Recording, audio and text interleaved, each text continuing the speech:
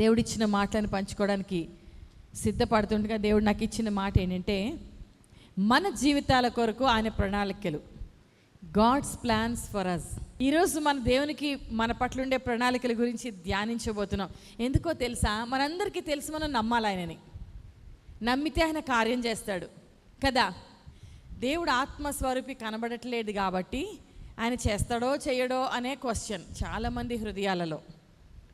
ఆయన కనబడడు కాబట్టి ఆయనకు పవర్ లేదనుకుంటారు, లేకపోతే ఏమో నా ప్రార్థన వింటాడా అనే నమ్మకం. దేవుడు కనబడుతున్నాడు, మన మధ్యలో సంచారం చేస్తున్నాడు, మనలో ఉన్నాడు. ఆయన వాక్య స్వరూపిగా మన మధ్యలో ఉన్నాడు. కృపా సత్య అప్పుడు శరీరధారిగా భూమి మీదకి వచ్చాడు. అప్పుడు 2000 సంవత్సరాల క్రితం మళ్ళా మరణించి తిరిగి లేచి ఇప్పుడు ఆత్మస్వరూపిగా మన మధ్యలో ఉన్నారు. ఆయన తన వాక్యమై ఉన్న దేవుడే శరీరంగా వచ్చాడు. మళ్ళా శరీరంగా ఆయన జయించి మహిమ శరీరంతో వెళ్ళిపోయి ఆత్మను పంపించారు. ఆ పరిశుద్ధాత్మ దేవుడు ఆయన వాక్కుగా ఉన్నాడని మనకు బోధిస్తున్నాడు. ఈ వాక్యములో ఆయనని మనము కనుగొనగలుగుతాము. అందుకే మనం నమ్మాలంటే మనకు తెలియాలి కదా. తెలియదు కాబట్టి నమ్మలేము, అవునా కదా. తెలిస్తే నమ్ముతాము, తెలియట్లేదు మరి తెలుసుకోవడానికి ఏం చేస్తున్నాం మనం? ఈరోజు వాక్యం ధ్యానిస్తున్నాం. ఇర్మియా గ్రంథము 29వ అధ్యాయము 11వ వచనం చూద్దాం. నేను మిమ్మల్ని గూర్చి ఉద్దేశించిన సంగతులు నేను ఎరుగుదును, రాబోవు కాలమందు మీకు నిరీక్షణ కలుగునట్లుగా అవి సమాధానకరమైన సంగతులు, ఉద్దేశంలే కానీ హానికరమైనవి కావు. ఇదే యెహోవా వాక్కు. మీరు నాకు మొర్రపెట్టుదురేని, మీరు నాకు ప్రార్థన చేయించు వచ్చుతురేని, నేను మీ మనవి ఆలకింతును. మీరు నన్ను వెతికిన ఎడల, పూర్ణ మనసుతో నన్ను గురించి విచారణ చేసిన ఎడల మీరు నన్ను కనుగొంటారు, నన్ను నేను మీకు కనపరుచుకుంటాను. ఇదే యెహోవా వాక్కు, నేను మిమ్మల్ని చెరలో నుండి రప్పించేదను. చదువుతుంటే మీకు ఎంత ధైర్యంగా టచింగ్గా అనిపిస్తుందా? ఆయన ఏం చెప్తున్నాడంటే, మీ గురించి నేను ఉద్దేశించిన సంగతులు అవి సమాధానకరమైనవే కానీ హానికరమైనవి కాదు. యాక్చువల్గా ఈ మాట ఎప్పుడు చెప్పాడో తెలుసా యేసయ్య దేవుడు? ఇది ఇర్మియా అంటే ప్రాఫెట్కి చెప్తా ఉన్నాడు. About the people those who are in the bondage. ఎవరి గురించి అంటే ఆ రోజు వాళ్ళకి, ఇప్పుడు మనకి. కానీ ఏ పరిస్థితిలో ఉండగా దేవుడు ఈ మాట వాళ్ళకి చెప్పాడో చెప్తే మనకు అర్థమవుద్ది. ఎప్పుడు చెప్పాడు తెలుసా? ఇది ఇశ్రాయేలు ప్రజలందరూ చెరలోకి వెళ్ళిపోయారు, చెరపట్టబడ్డారు. బికాస్ ఆఫ్ దర్ డిజొబీడియన్స్ దేశమంతా చెల్లా చెదరైపోయి వాళ్ళందరిని అనేక మందిని చెరలోకి పట్టుకెళ్ళిపోయారు. ఆ చెరలో ఉన్న వాళ్ళందరూ, ఏంటి మా బ్రతుకులు ఇట్లా అయిపోయినాయి, ఏంటి అసలు మా పైన అందరు భయంకరమైన వాళ్ళే, మేము ఇందులోంచి ఎప్పుడు బయటకు వస్తాం, ఏం చేస్తాం అని కంగారుగా ఉన్నారు. చూస్తున్న సిచ్యువేషన్స్ బట్టి కంగారు వస్తుంది. మన future is not decided by our past. అర్థమవుతుందా? మన భవిష్యత్తు, నువ్వు గతంలో ఈ విత్తనాలు వేసుకున్నావు కాబట్టి నువ్వు ఆ చెడ్డ పంటకు వస్తావు, అది ఈ లోకంలో. మధ్యలో దేవుడు వచ్చాడు అనుకోండి, నీ పాత ఎలా ఉన్నా దాన్ని కడిగేసి నీకు మంచి భవిష్యత్తు ఇస్తాడు. గట్టిగా చప్పట్లు కొడదాం, హల్లెలూయా. మన righteousness only because of Jesus Christ. ఆయన చెల్లించిన వెలని బట్టి కదా. సో ఇన్ హిమ్ మనము ఆ వెలని పొందుకోవడం బట్టి, ఆయన యందు నమ్మకం ఉంచినప్పుడు, నీతిమంతులు అయినప్పుడు, ఆయనలోకి వచ్చాక మన పాస్ట్ ఏమున్నా ఎలా ఉన్నా, even wrong decisions, wrong steps పడినా, his plans for us are for good. ఎందుకంటే చెరలో ఉన్న వాళ్ళు ఎందుకు చెరలోకి వెళ్ళారు చెప్పండి? వాళ్ళు తప్పు చేసి వెళ్ళారు కదా. దేవునికి భయభక్తులు కలిగి ఉండమంటే వాళ్ళు తప్పులు చేశారు. అక్కడ నేను ప్రామిస్ ల్యాండ్లో తీసుకెళ్తా, ఆ మనుషులతో కలిసిపోవద్దు, వాళ్ళని మీరు వెళ్ళగొట్టి వాళ్ళతో పెళ్ళిళ్ళు చేసుకోవద్దు, అన్యులతో వాళ్ళ పద్ధతులు పాటించొద్దు, వాళ్ళు పూజించే దేవతలను పూజించొద్దు, ఆరాధించొద్దు, దేవుడని యెహోవానే ఘనపరచమంటే తప్పటడుగులేశారు. వాళ్ళ దేవతల్ని అన్నీ ఆరాధించారు, వాళ్ళతో పెళ్ళిళ్ళు సంబంధాలు పెట్టుకున్నారు, మొత్తం వాళ్ళు చేసేవన్నీ చేస్తా పోయారు. దేవునికి కోపం వచ్చి చెల్లాచెదరు చేశాడు. ఎందుకంటే అప్పుడు లాలో ఉన్నారు కదా. తండ్రి అనే దేవుడు హృదయం చూడండి, ఉండి చెరలోకి వెళ్ళిపోయి అక్కడ ఇంకా కన్ఫ్యూజ్ అయిపోతున్నారు. అబ్బా మా బతుకులు ఏమైపోతాయి, ఎంతకాలం ఇలా. ఇండ్లు కట్టించుకొని వాటిలో నివసించండి, తోటలు నాటి వాటి ఫలములు అనుభవించండి, పెళ్ళిళ్ళు చేసుకొని కుమారులు కుమార్తెలు కనుడి, అక్కడ ఏమీ మీకు తక్కువ లేకుండా అభివృద్ధి పొందుటకై మీరు సంపాదించుకోవాలంట. నేను మిమ్మల్ని చెరగనిపోయిన పట్టణం యొక్క క్షేమం కోరి దాని కొరకు యెహోవాకు ప్రార్థన చేయండి, దాని క్షేమము మీ క్షేమానికి కారణమగును. చూసారా? అంటే సిచ్యువేషన్ వర్స్ట్గా ఉంది, బానిసత్వంలో ఉన్నారు, చెరలో ఉన్నారు. దేవుడు చెప్తున్నాడు లీడ్ ఏ హ్యాపీ లైఫ్. గమనిస్తున్నారా? మంచిగా తినండి, ఉండండి, ఇల్లు కట్టించుకోండి, పెళ్ళిళ్ళు చేసుకోండి, కుమార్తెలు కానివ్వండి, ఎంజాయ్ ద లైఫ్. కష్టంలో ఉండేవాడికి, ఏమైపోద్దని భయం వేసేవాడికి సంతోషంగా ఉండడానికి డే టు డే, ఇందాక చెప్పాను, భయము స్ట్రెస్ ఉంటే ఆకలేయదు, నిద్ర పట్టదు, పని చేయలేరు, చదవలేరు కదా. ఇంటర్మీడియట్ ఫెయిల్ అయిపోయి హీ ఆర్ షీ, ఎవరమ్మా? అబ్బాయి మెన్ని చాలా స్ట్రాంగ్ అంటారు పాపం. చూడండి, మేల్ బాయ్ అనమాట. స్టిలేను నా ఇంట్లో నాకు బ్రతుకులేదు, ఎవరు యాక్సెప్ట్ చేయరు, నాకు ఇంకా లైఫ్ లేదు అనుకున్నాడు, లైఫ్ని రూయిన్ చేసుకున్నాడు. భవిష్యత్తు లేదు అనుకునే అక్కడ ఆగిపోతుంది. చాలామంది ఎందుకో ఇంటర్మీడియట్ ఫెయిల్ చేసుకుంటారు, నాకు అర్థం కాదు. స్ట్రెస్. అందుకే నేను ఎప్పుడు 10th అవగానే చాలామంది ఇంటర్మీడియట్ గర్ల్స్ బాయ్స్కి చెప్తా, చర్చ్ మానద్దు. ఎందుకంటే ఇప్పుడున్న ఇంటర్మీడియట్ చదువుల్లో పొద్దున్న 7:30 నుంచి రాత్రి 7:30 దాకా రుదుతున్నారు. No church, no entertainment, no relaxation. అందులో మెంటల్ వచ్చేస్తున్న చాలామందికి. దెయ్యము మంచి ఏజ్లో 15, 16, 17 ఏజ్లో దొంగిలించడానికి వాడి ప్రణాళిక.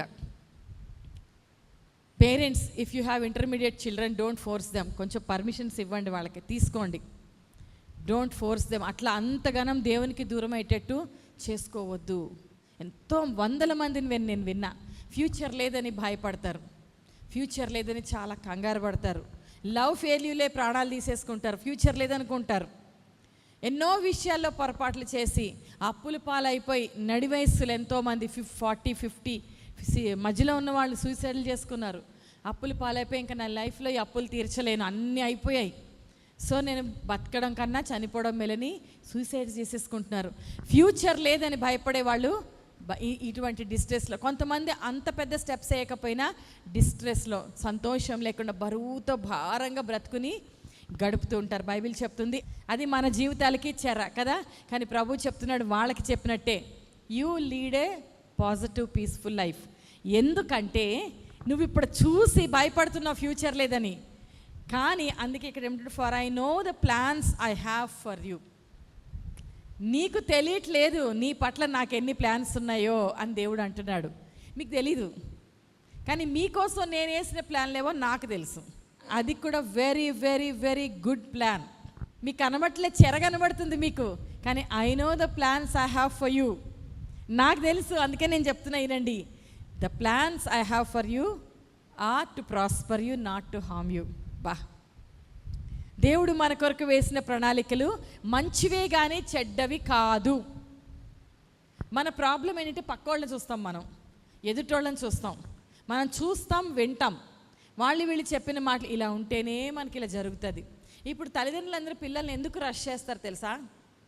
ఎందుకో చెప్పనా? అమ్మో కాంపిటేటివ్ వరల్డ్, మనం కాంపిటీషన్లు ఎదగకపోతే మనకి సీట్లు రావు, మనం ఎదగలేము మన ఇండియాలో, అందుకని పుష్ చేస్తారు. ప్రతి తల్లి ప్రతి తండ్రి ఒకటి జ్ఞాపకం చేసుకోవాలి, మీ పిల్లల కొరకు దేవుడు ప్రణాళిక వేసాడు. ఆమెను చెప్పండి అందరూ. పిల్లలు గలవాళ్ళు కలగబోతున్నవారు ఆమెనేనండి. మీ కొరకు కూడా బెస్ట్ ప్లాన్స్ దేవుడు వేశాడు, ఆమెనేనండి. మీకు తెలీదు, నాకు తెలీదు, కానీ బెస్ట్ ప్లాన్స్ ఉన్నాయి. అండ్ ఆ plans are good plans, bad plans కానే కావు. హల్లెలూయా. ఫిలిపియన్స్ 1:6 ఒకసారి చూద్దాం. ఇంగ్లీష్లో 6th వర్స్ ఉంది, తెలుగులో 1:4 ఉంది, తెలుగు అయితే మాత్రం. సో మనలో ఏ గుడ్ వర్క్ అయితే స్టార్ట్ చేశాడో, గుడ్ వర్క్ స్టార్ట్ అయిందా మీలో? గుడ్ వర్క్ ఎంతమందికి స్టార్ట్ అయింది చెప్పండి? కొంతమందికి క్వశ్చన్ మార్క్ ఉంది, ఏం గుడ్ వర్క్ స్టార్ట్ అయింది అబ్బా అని. క్రీస్తు ప్రభుని అంగీకరించిన రోజే మన జీవితంలో గుడ్ వర్క్ స్టార్ట్ అయిపోయింది. ఆమెన్ చెప్పండి. హల్లెలూయా. అంగీకరించిన వాళ్ళు ఎంతమంది ఇక్కడ? అయితే మనలో గుడ్ వర్క్ స్టార్ట్ అయిపోయినట్టే, ఎవ్రీ గుడ్ థింగ్ స్టార్ట్ అయిపోయినట్టే. ఆయన ఎప్పటిదాకా కొనసాగిస్తాడంటే until the day of Christ Jesus, యేసుక్రీస్తు దినము వరకు. ఆమేన్ చెప్పండి. అంటే ఇక మన జీవితకాలం వరకు సత్క్రియ కొనసాగుతూనే ఉంటుంది. What ever he started, the good work అయితే స్టార్ట్ అయినాక నువ్వు నేను ఒక్కోసారి అర్థం చేసుకోపోవచ్చు, కేర్లెస్గా కొంచెం రెక్లెస్గా కూడా బిహేవ్ చేయొచ్చు, ఒక్కోసారి దేవుడి మీద అలుగుతారు, పర్లేదులే ఏం ఫీల్ కాడు దేవుడు, ఆయనైతే వదిలిపెట్టాడు నిన్ను. నన్ను ఒక్కసారి I give my life to అన్నావు అనుకో, నువ్వు అలిగినా నిన్ను పట్టుకుంటాడు. నేను ప్రార్థన చెయ్యను అనుకున్నా స్టిల్ హీ లవ్స్ యూ. నేను చూసి నవ్వుతూనే ముద్దుగా ప్రేమిస్తూనే ఉంటాడు దేవుడు. ఆమేన్. నీ పిల్లల్ని నువ్వు నో అనుకుంటావా? వాళ్ళు అలిగిన రోజు, కోపగించుకున్న రోజు, ప్రేమించిన రోజు నువ్వు ప్రేమిస్తావు కదా. మనమే అంత ప్రేమిస్తే మన తండ్రి మనల్ని ఇంకెంత ప్రేమిస్తాడు. ఆమేన్. ఏ సత్క్రియ అయితే దేవా I give my life to you అన్నావో, be my Lord and Saviour అన్నావో, ఆ రోజు స్టార్ట్ అయిన సత్క్రియ until the day of the Lord it will continue. సత్క్రియను ఆరంభించిన వాడు కొనసాగిస్తాడు. దేవుడు మనలో సత్క్రియ, గుడ్ వర్కే, బ్యాడ్ వర్క్ ఎక్కడ లేదు. అవునే కదా? చెప్పండి, God has good plans for me అని చెప్పండి అందరూ. My Jesus has good plans for me అని చెప్పండి. నా యేసయ్య నా కొరకు మంచి ప్రణాళికలు కలిగి ఉన్నాడు. ఇర్మియాతో ఈ వాగ్దానం ఇచ్చినప్పుడు ఇర్మియాకి మాట్లాడడం రాదు, బాబోయ్ భయపడిపోతూ ఉంటాడు. నువ్వు మాట్లాడడానికి భయపడుతున్నావు బాబు నాయనా, కానీ నేను గర్భములో కనీసం నువ్వు ఫస్ట్ డే కన్సెప్షన్ కూడా కాలే. I have made great plans, జనములకే ప్రవక్తగా అంట. అలా ఉంటాయి దేవుని ప్రణాళికలు. ఆమేన్. హల్లెలూయా. జోసెఫ్ కలలు గంట కూర్చుంటే పిచ్చోడు అనుకున్నారు అందరూ. దేవుడికి తెలిసి జోసెఫ్ కూడా ఆ ప్రణాళిక అంత బాగా అర్థం కాలే, అంత జ్ఞానం కూడా లేదు. ఉంటే పాపము అన్నలు పాపం ఇంత కథలు పడతారంటే తను చెప్పకపోయేవాడు. పెద్దగా అయినాక వీళ్ళందరినీ కాపాడే గొప్ప ప్లాన్ ఆయనకు ఉంది. అవునా? గుడ్ ప్లానే ఉంది. మనుషులు చెడ్డ ప్లాన్ వేశారు, అది జోసెఫ్కి తెలీదు, తండ్రికి తెలీదు, ఎవరికి తెలీదు. బట్ జోసెఫ్కి దేవుడికి మాత్రం తెలుసు ఆయన ప్లాన్ ఏం చేయాలో తెలుసు. ఇన్ఫ్యాక్ట్ మనము ప్లాన్లు వేసుకొని ఇది వద్దు అది కాదు అనుకుంటాం కదా, మనం కంట్రోల్లో పెట్టుకున్నాం మన లైఫ్ని అనుకుంటాను. ఆయన ఏం చేయదలుచుకుంటే అవి జరుగుతాయి అంతే. మైండ్లో ఫిక్స్ చేసుకోండి, మీరు ఏ సిచ్యువేషన్ వెళ్తున్నా he made already good plans for you. Amen. Deep deep deep డీప్లో మీకు ఇట్లా రికార్డ్ అయిపోవాలి, ఏంటి?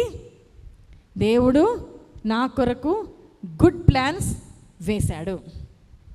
ఆమేన్. హల్లెలూయా. మనకు కనబడట్లే, కనబడనంటే మనకి ఎక్కడ ఎత్తుక్కోవాలి? వాక్యంలో ఎత్తుక్కోవాలి. అందుకే టైం స్పెండ్ చేయాలి దేవునితో. రక్షించబడిన దినము నుండి ప్రతి వారము, ప్రతి నెల, ప్రతి సంవత్సరం ఎదగాలి. దేవుని ప్లాన్స్ మన కొరకు ఏమై ఉన్నాయో తెలుసుకోవాలి. నీ హృదయంలో వాక్యము పనిచేసి దేవుడు నీకు వచ్చిన ప్లాన్స్ అండ్ ప్రణాళికలు నీకు తెలియచేయాలంటే నువ్వు చదవాలి. ఆమేన్. నా రెవల్యూషన్, వేరే వాళ్ళ రెవల్యూషన్ మేము దేవుని దగ్గర కనిపెడితే మాకు ఇచ్చాడు, మంచిదే, కానీ నీకు నువ్వు చదివి దాన్ని పొందుకోవాలి. అలా నెమరు వేసుకోండి, మీకు గుర్తొచ్చినప్పుడల్లా దేవుడు నా పట్ల గుడ్ ప్లాన్స్ వేశాడు. No bad plan, everything is good plan. Plans to bless me, not to bring any disaster to me, not to harm me, అంతే అనుకుంటూనే ఉండాలా మీరు మీకు చుట్టూ. ఎందుకంటే అది దేవుని మాట. ఇది ఇక్కడ ఇక్కడ ఉంటూనే ఉండాలి మన హృదయాల్లో. ఆమేన్. సెకండ్ పాయింట్ ఏంటి తెలుసా? His plans are higher. Yeshaya 55:8 నుంచి చూస్తే, నా తలంపులు మీ తలంపుల వంటివి కావు, నా త్రోవలు, అంటే నేను ఉల్టా చదువుతున్నాను, మీ త్రోవలు నా త్రోవల వంటివి కావు. ఆకాశములు భూమిపైన ఎంత ఎత్తుగా ఉన్నావో మీ మార్గముల కంటే నా మార్గములు మీ తలంపుల కంటే నా తలంపులు అంత ఎత్తుగా ఉన్నవి. ఆకాశం భూమి కంటే ఎంత ఎత్తుగా ఉంటుందో ఆయన థాట్స్ అంత ఎత్తుకుంటాయి. ఆకాశంకి అసలు హద్దులే లేవు, అంత గ్రేట్ థాట్స్ కలిగి ఉన్నాడు మన దేవుడు మన పట్ల. ఒక్కటి కూడా నీ ఆలోచన, నీ ఎంత గొప్పగా ఆలోచించు, అది ఇంతే. ఇంకా higher plans and higher thoughts for you. Hallelujah. గట్టిగా చప్పట్లు కొడదామా? Higher plans for us. Daveedu అక్కడ గొర్రెలు కాచుకునేటప్పుడు ఊహించకపోయి ఉండొచ్చు రాజు అవుతాడని. అసలు గొప్పతనం రాజు అవడం కాదండి, దేవుడు ఎంచుకున్న ఆ రాజుకి ఒక ప్రామిస్ చేస్తాడు. ఏమని? ఫర్ ఎవర్ థ్రోన్ ఉంటుంది. దావీదు వంశాన్ని ఎంచుకొని ఆ వంశంలోంచి 1000 జనరేషన్స్ తర్వాత జీసస్ క్రైస్ట్ని భూమి మీదకి తీసుకొచ్చాడు. For ever raining king. ఎప్పటికీ ఆ త్రోనుల మీద ఎవరో ఒకరు ఉంటారు. ఏదో ఒక స్టేజ్లో ఆగిపోతాయి కొంతమంది త్రోన్లు. ఈయన త్రోన్కి దేవుడు ఇచ్చిన ప్రామిస్ ఏంటి? అసలు దావీదుకి అర్థం కూడా కానంత, ఎక్కడ గొర్రెలు కాచుకుంటున్నాడు. గొర్రెల కాపర్లు ఎలా ఉంటారు చూసే ఉంటారు, మీరు చూడలేదా? ఎంతమంది చూశారు గొర్రెల కాపర్ని? కాపరి వాళ్ళకు స్పెషల్ గెటప్, మనలాగా మంచిగా డీసెంట్గా డ్రెస్అప్ అయి ఉండరు. అవన్నిటిని పెట్టేసి ఒక పొలంలో పెట్టేసి మనడు కూర్చొని ఫ్లూటు, ట్యాంబరిను, ఇవన్నీ ఉన్న వాయిద్యాలన్నీ వాయించుకుంటా ఉన్నాడు. ఆ రోజు ఆరాధిస్తున్న రోజు దావీదికి కొంత జ్ఞానం ఉండొచ్చు, కొంతవరకు అర్థం చేసుకుని ఉండొచ్చు, కానీ ఏం చెప్పాడు? నిన్ను అభిషేకిస్తాను, థ్రోన్ మీద ఫర్ ఎవర్ కింగ్ ఉంటాడు, నీ వంశం దీవించబడి ఏమవుద్ది, సర్వజనానికి కూడా రారాజు నీ వంశంలోంచి వస్తాడు. అసలు ఆ దావీదు గొర్రెలు కాచుకోకముందు, తల్లి గర్భంలో ఉండకముందు జూడా వంశంలో పుట్టించాడు. 12 ట్రైబ్స్ కూడా ఇజ్రాయెలైట్ ట్రైబ్సే కదా, అందులో కూడా యూదా వంశంలోంచే పుట్టించాడు. ఎందుకంటే యూదా గోత్రపు సింహము రావడానికి ఆ గోచి కట్టుకున్న గొర్రెల కాపరి వంశాన్ని ఎంచుకున్నాడబ్బా. ఆలోచించండి, ఎంత అసలు తన ఆకాశం ఎంత ఎండ్లెస్ లాగానే కదా, ఎండ్లెస్ థాట్సే కదా దావీదు పట్ల దేవునికి ఉన్నవి. మన పట్ల కూడా సామ్స్ 33:11 ఏమని ఉంది తెలుసా? ఆయన సంకల్పాలు తరతరములు ఉంటాయి. నేను ఇందాక చెప్పాను కదా, ఒకసారి మన కొరకు దీవిస్తే దేవుడు ఫర్ జనరేషన్స్ దీవిస్తాడు, నాట్ సింగిల్ జనరేషన్. నీతో ఆగిపోవు బ్లెస్సింగ్స్, డెఫినెట్గా the blessings will follow your generations. Amen చెప్పండి అందరూ. హల్లెలూయా. దైవజనుల పిల్లలు చాలా దీవించబడతారు. ఎందుకు? ఒక దైవజనుడు బాగా సేవ చేస్తాడు, చాలా కష్టాలు పడి సేవ చేస్తాడు, వాళ్ళ పిల్లలు దీవించబడతారు, సమృద్ధి కలిగి ఉంటారు. ఎందుకు? ఒక్కోసారి దైవజనుల పిల్లలు తండ్రులు తల్లులు కష్టపడినంత కష్టపడరు, వాళ్ళు చూపించినంత ప్యాషన్ చూపించరు, అయినా ఎందుకు వీళ్ళు దీవెనలో ఉంటారు? దాన్ని తప్పుగా అనుకుంటారు చాలామంది. మీకు సంగతి తెలుసా? మరి ఆ తల్లిదండ్రులు కన్నీళ్ళు కార్చి అడిగిన ప్రార్థన మరి దేవుడు ఏం చెప్పాడు? తరతరములు ఉంటుంది కదా, కాబట్టి మరి తరాలు దీవించబడతాయి అంతే, ఇంకా అందులో మాట్లాడేది ఏం లేదు. అయితే దైవజనుల పిల్లలకేనా దీవెనలు, మాకు లేవా అనుకుంటున్నారా? దైవజనుల పిల్లలకి ఎందుకు దీవెన అంటే ఆ తల్లిదండ్రులు ఏడుస్తారు, పిల్లల కోసం మొర్ర పెడతారు. చాలామంది క్రిస్టియన్స్ పిల్లల కోసం మొర్ర పెట్టరు, వాళ్ళ కొరకు ఏం తప్పిస్తారంటే మేము మంచి ఎడ్యుకేషన్ ఇద్దాం, మేము ఇంగ్లీష్ రప్పిద్దాం, మేము సో దేవునికి అప్పిద్దామని తప్పించారు చాలామంది. తప్పించండి, మీకు కూడా దేవుడు ఇస్తాడు. మరి నేను పాస్టర్స్ ఫ్యామిలీ నుంచి రాలే కదా, నా కోసం మా నానమ్మ విలపించింది. మా మమ్మీ డాడీకి తెలియకపోయినా వాళ్ళు కూడా మంచి భవిష్యత్తు ఇవ్వని ప్రార్థన చేసేవారు. సేవ అని నాకు వాళ్ళకి తెలీదు. మా నాన్నమ్మ గారు షీ హ్యాడ్ సీన్ విజన్, 2వ తరగతి చదివింది, తడబడి ఇలా అని బైబిల్ చదివేది. అయినా ఆవిడ దర్శనంలో చూసింది, ఆమె ప్రతిరోజు నా కోసం ప్రార్థన చేసేది. గొప్ప దైవజనరల్గా చూస్తాను ఈమెని అని అర్థమే అయ్యేది కదా, ఏందో పిచ్చిది మా ముసలామె ఏదో ప్రార్థన చేసుకుంటుంది అనుకున్నా. ఇప్పుడు అర్థమవుతుంది ఆవిడ ప్రార్థన పవర్ ఏంటో. మీరు కూడా ఏడవండి, మీ పిల్లల కోసం మొర్ర పెట్టండి, తరతరములు దీవిస్తాడు. ఎవరైతే దేవుని ఆశ్రయిస్తారో, ఇప్పుడు కనబడకపోవచ్చు, యువర్ జనరేషన్స్ ఆర్ బ్లెస్డ్. ఆమెను చెప్పుకోండి, ఆమెను చెప్పుకోండి అంతే. యువర్ జనరేషన్స్ ఆర్ బ్లెస్డ్, ఎందుకంటే హిస్ ప్లాన్స్ ఆర్ ఎండ్లెస్. నాలాటోళ్ళని వెనకాల దైవజనుల బ్యాక్గ్రౌండ్ లేకపోయినా పిలుచుకున్నాడు కాబట్టి అన్నీ ఫెయిల్ చేసి లాక్కొచ్చాడు. ఆమెను చెప్పండి.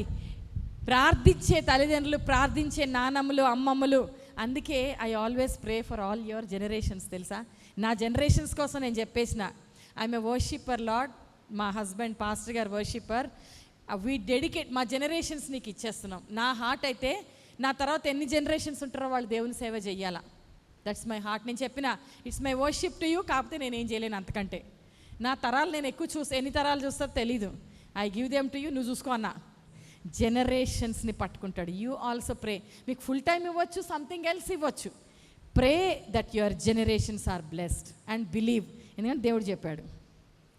ఇవన్నీ నా గుడ్ ప్లాన్స్ ఉన్నాయి కాబట్టి మీరు ఏం చేయండి, మొర్ర పెడితే నేను వింటా.